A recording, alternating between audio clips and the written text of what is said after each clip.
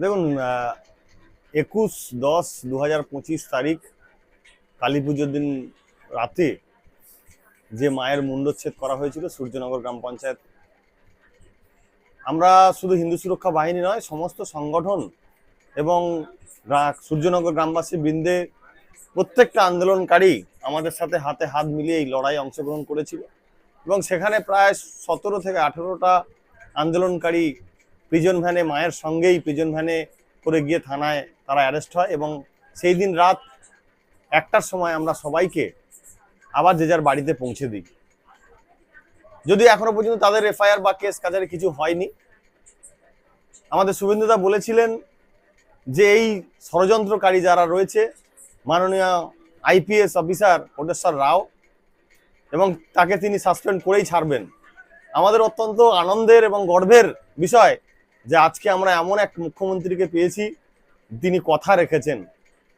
তিনি 25 তারিখ 25/7/2026 তারিখ আমরা সবাই দেখেছি যে সেই কোটেশ্বর রাওকে আমাদের মাননীয় মুখ্যমন্ত্রী সাসপেন্ড করেছেন এবং সেই উল্লাস, সেই আনন্দময় মুহূর্তে আমরা সবাই সাক্ষী। আজকে 27 তারিখ বিকাল 3টের সময় আমরা সূর্যনগর গ্রামবাসী বৃন্দ এবং আমাদের সমস্ত সংগঠন একত্রিত হয়ে আজকে একটি বিজয় উৎসব পালন করেছি, লাড্ডু বিতরণ অনুষ্ঠান করেছি এবং সেখানে হাজার হাজার কাতারে কাতারে মানুষ জমায়েত ছিল। আজকে প্রাকৃতিক দুর্যোগ, বৃষ্টির মধ্যে থেকেও হাজার হাজার মানুষ যুক্ত হয়েছে। সবাইকে আমরা অসংখ্য ধন্যবাদ জানাবো যে সবাই আমাদের এই মহা উৎসবে প্রত্যেকে সামিল হয়েছেন এবং আজকে আমরা সেই কার্যক্রম সফল করেছি। এরকম ঘটনা যদি কোনো সময় আবার ঘটে, সেক্ষেত্রে আপনাদের কি ভূমিকা থাকবে? দেখুন, আজকে আমরা দীর্ঘদিন ধরে সংগঠনের সাথে যুক্ত, হিন্দু সংগঠন করে চলেছি। এখন আরো অনেক হিন্দু সংগঠন আমরা একত্রিত হচ্ছি আস্তে আস্তে। সাধারণ মানুষ আমাদের সাথে যুক্ত হচ্ছে, সমস্ত সনাতনী ভাই বোনেরা আমাদের সাথে যুক্ত হচ্ছে। আমার মনে হয় না শুভেন্দুদা যতদিন আমাদের মুখ্যমন্ত্রী থাকবেন সেখানে এরকম কোনো নক্কারজনক ঘটনা আর ঘটবে বলে আমাদের মনে হয় না। কিন্তু তারপরেও যদি এরকম কোনোভাবে ঘটনা ঘটে, অবশ্যই আমরা তার প্রতিবাদ করব, রাস্তায় নামবো এবং আমরা অবশ্যই শুভেন্দুদার কাছে বিষয়টা আমরা জানাবো এবং সেটা প্রশাসনিকভাবে তারা অবশ্যই পদক্ষেপ নেবেন।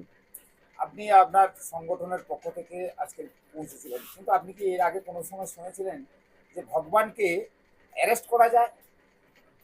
না, এটা তো শুধু কাকদ্বীপের নিউজ বা পশ্চিমবঙ্গ জুড়ে নিউজ হয়নি। এই নিউজ পুরো ওয়ার্ল্ড নিউজ, পুরো পৃথিবীর মানুষ দেখেছে যে কিভাবে প্রিজন ভ্যানে মাকে তোলা হয়েছে, মাকে একদিকে অ্যারেস্ট করা হয়েছে। এটা সত্যি আমাদের কাছে লজ্জার বিষয় ছিল। এই সময় প্রত্যেকেই আমরা এটা নিয়ে আমরা প্রতিবাদ করেছি যে কেন প্রিজন ভ্যানে তোলা হবে।